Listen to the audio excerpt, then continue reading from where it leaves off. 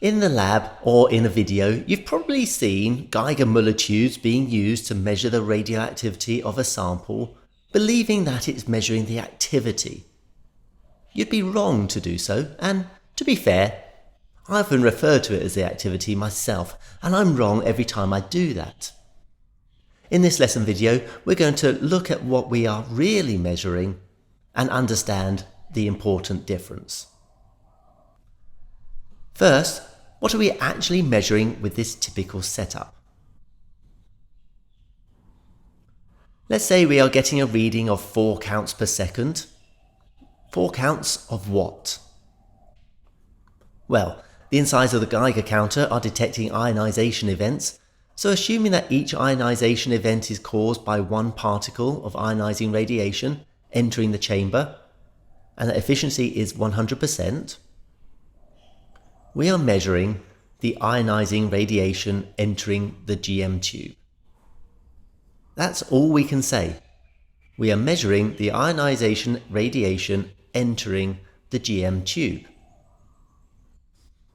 So where's it come from?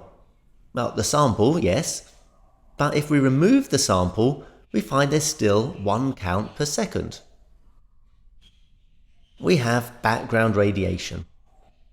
So we weren't measuring the activity of the sample because we were also measuring the background. So 3 counts per second, that is not the activity of the sample. Can you remember the definition of the activity of the sample? Was the definition the rate at which ionizing radiation enters the detector? No, of course not. It was the rate at which nuclei decay and emit ionizing radiation. When they decay, the ionizing radiation is emitted in a random direction. Sometimes they hit the detector, but usually they don't. We're detecting a subset of all the emitted radiation, so we're not measuring the activity.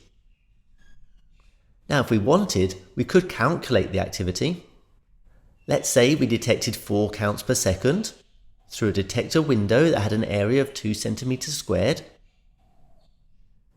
If the detector is 5 centimeters away from the sample, the total surface of the area of the sphere surrounding the sample at that distance is given by 4 pi r squared, which is 314 centimeters squared.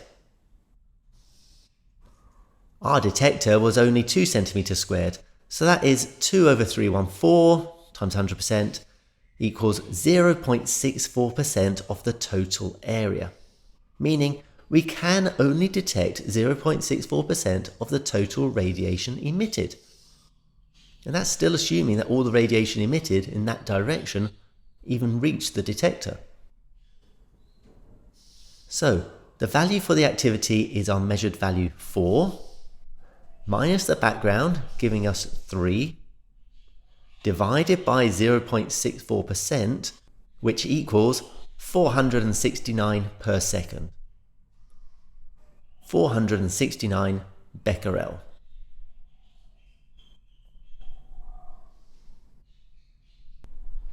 So now you know how to use precise language and precise measurements to calculate the activity of a sample.